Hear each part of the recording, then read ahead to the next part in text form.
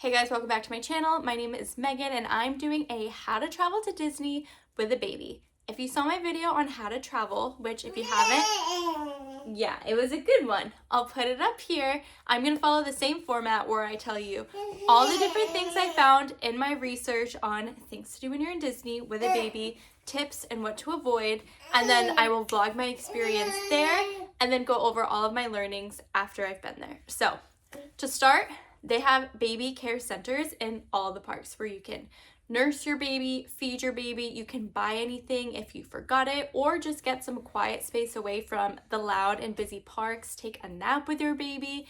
They're really great, they seem, so definitely take advantage of those. Another thing to note is strollers. So you can either bring your stroller with you or you can purchase them if you're flying and you don't want to fly. There are certain measurements that your stroller has to follow. I'll put them on the screen here. And note that you do have to leave your stroller at the front of the line for rides. So I would recommend bringing a baby carrier as the lines can be long and you're not going to want to hold your baby the entire line. There's a ton of different rides. We're going personally to Magic Kingdom and Epcot, so I've only really looked into those parks, but there's a ton of rides that do not require a height requirement, meaning your baby can go on them. Isabella, why?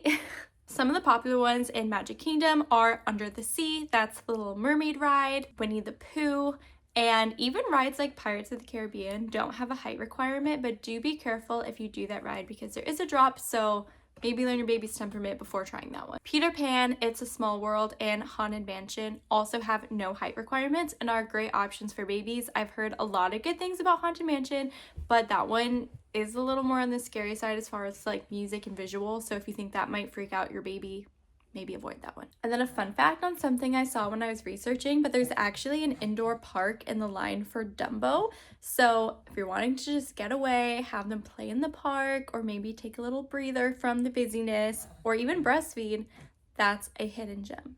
And then in Epcot, Grand Fiesta Tour, Nemo and Friends, and Spaceship Earth, I heard are really great options for babies. In Epcot, Frozen Ever After also has no height requirement, but that one not only has a drop, but it's backwards. So use your own discretion on if you want your baby to go on that one. Another great option for babies besides just rides are meeting the characters. It is such a magical time to introduce your baby to different characters, and I'm really excited to do that and see her reaction. Now, if you want a little tip for Epcot to avoid waiting in really long lines to meet the characters, go to the Epcot character spot. This is where a lot of characters go without having to wait in line. There's also really beautiful gardens there, so that's something fun you can explore too.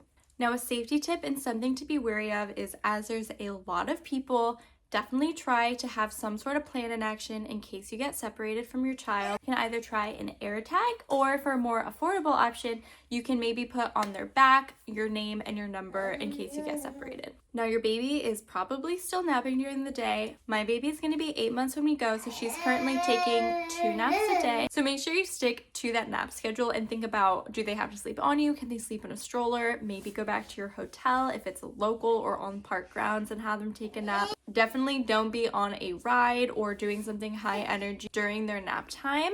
I think shopping or eating would be really great options when it's time to nap or go back to the room. If they're really fighting a nap, you could always try going on a dark ride like Haunted Mansion and see if that helps them go to sleep if they're a baby that sleeps well in the dark.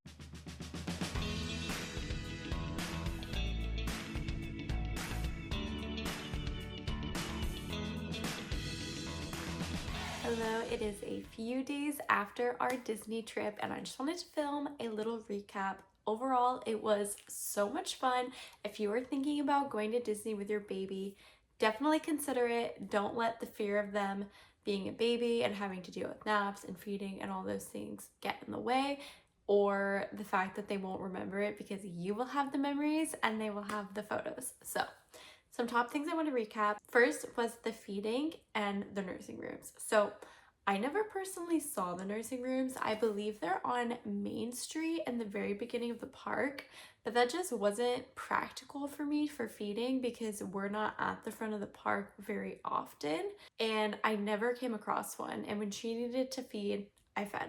I solely breastfeed. I do not pump, and she's not eating solids regularly enough for me to just give her solids to replace milk. So when she had to feed, there were companion bathrooms next to majority of the bathrooms, and these were the best places to feed, in my opinion. They're basically like giant single bathroom, and they were also a lot nicer than the typical stalls. So that's where I fed majority of the times. If one was unavailable or I couldn't find one, then I just went in a normal stall, although those were very small and she would get very distracted, but it was enough to buy me at least like 5 minutes of her feeding if that's all I could get. I tried in public, but my baby hates breast coverings and always is throwing it off, so that didn't work too well either. So companion bathrooms were it for me for feeding. Now for naps, we got into the park around her first nap both times. We went to both Magic Kingdom and Epcot, and she just ended up falling asleep in the stroller as we got to the park. And so because of that, we did adult rides first both times. So in Magic Kingdom, the people I was with, we went with my family. They went on Space Mountain and I stayed with her in the stroller with my mom.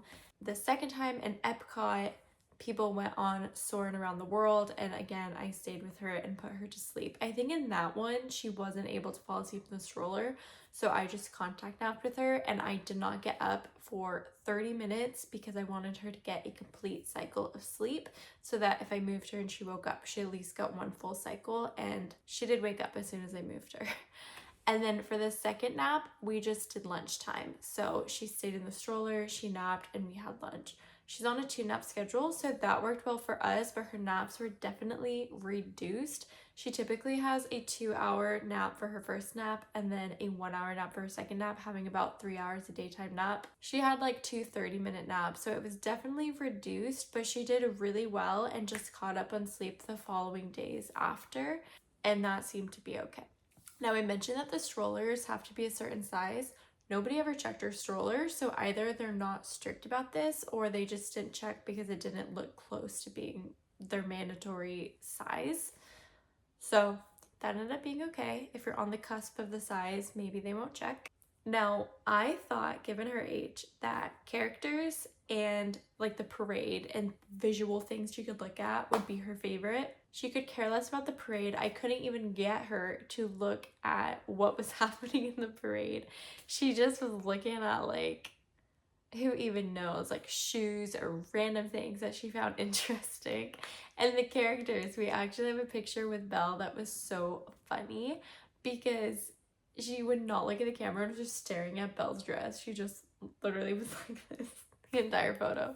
So those weren't her favorite, but what were her favorite was rides. I had a feeling that she would like rides because she always seems into when we go to the park or when we kind of like run around with her or spin or do anything like that. But she had so much fun. The first ride I took her on was just the monorail around Tomorrowland, and she was full of smiles. Then we did Dumbo, and we did the Little Mermaid ride. Something to know about the Little Mermaid is that there is a bar that goes down on that ride, and she found that very uncomfortable. And so we ended up just holding her on our lap above the bar, and I think she stood because she's in a phase where she just wants to stand all the time, and she was a lot more comfortable. When it was a seatbelt or nothing and we just held her, she was comfortable. That was the only ride she showed discomfort on.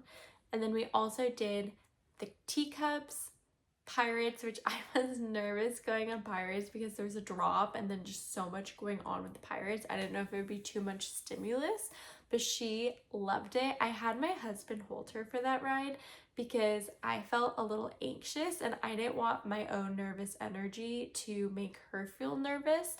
And I didn't want to limit her opportunities because I was nervous about something that she was going to do. And I wanted, if it was too much for her, I wanted that to be because it's too much for her, not because it's too much for me. So she sat on my husband, and I think that was a great decision because he was a lot more calm about it. And she was able to have a really fun time. And then we did story time with Belle, which I am so thankful we did this. I definitely think versus just waiting in line and taking a photo with a character, doing something that's more interactive is more fun for your baby because the baby's for the most part, don't know who these people are, don't know what's happening. They're not smiling and posing in photos, but she loved it. She was just glued in at everything that was happening. And it was so funny because at the end, they reenact like the story of Belle in front of Belle.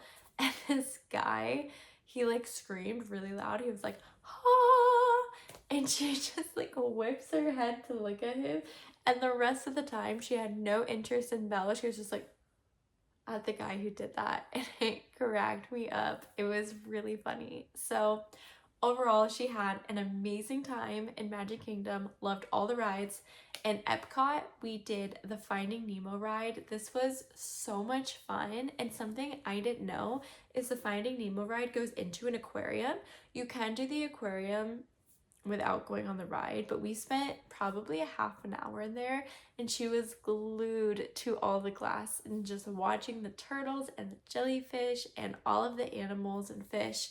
She had so much fun. So I definitely recommend bringing them to the aquarium if you go to Epcot. And then they also have Turtle Talk with Crush, I think it's called, the turtle from Nemo, and that was really fun. It was somebody live doing it in the background, but it was animated on a screen as Crush, answering questions in real time, and she also was very interested and glued in on that. So that was so much fun. And then we did the sing along with Belle, and that was just kind of like a movie, but you could sing along. She loves music, so she was very into this, and actually ended up falling asleep halfway through, which was really nice because with so much stimulus, it was hard for her to always fall asleep when she needed to, but we sing to her a lot when she needs to go to sleep. So I guess a little pro tip, bring them to something with music and maybe it will help them fall asleep. And then I was able to seamlessly transfer her into the stroller after that, and she got a little nap in there. And then we did end up doing the Frozen Ever After ride. I was waiting to see how she did on Pirates to see if she could handle Frozen. I never been on Frozen, but I knew they were similar. She loved that one too. Again, I had her sit on my husband's lap, so that my nervous energy did not affect her. And I also had a lot of fun on that ride. I never done it, and it was so much fun. Now, I mentioned that bringing a carrier would be helpful since you can't bring in your stroller. I never ended up using this. We just carried her, and because there was a big group of us, people would rotate entertaining her and holding her, so that wasn't a big deal. We also didn't have super long wait times. The longest line was 50 minutes, which was for the Frozen ride. Every other line was 30 minutes or less because we went in January, which isn't a super popular time of year. So I think it's okay if you don't have one, but if you don't have a large group or it's busier or you're going to be in lines longer, then that's something you might want to do. A tip on the strollers, there's so many strollers, and I saw some that had identifying factors on them. Some even had them like all lit up with lights. So I would definitely suggest doing something like that, or something we did is we never parked the stroller in the middle because there's just so many. I feel like you're way more likely to get it lost if you do that versus putting it on the last or first row. So that's always what we did for strollers to help us find it more quickly. On the note about going when it was colder, I was so focused on bringing a hat and enough layers and coats that I wasn't thinking about the fact that it still might be sunny, and I ended up not packing any sunscreen. So I would definitely recommend making sure you have sunscreen because even if it's cold, it might still be sunny. If they're under 6 months, they can wear aloe vera, so you could bring that, sunglasses, or a hat, like a sun blocking hat, not a winter hat. So overall, those are all my thoughts, all my tips on Disney. Definitely do it if it's something you're on the cusp about. I think it is so worth it. It was so much fun, and I have so many great memories and pictures to look back on. If you guys like this video, give it a thumbs up, leave a comment, and hit that subscribe button, and I'll see you in the next one. Bye!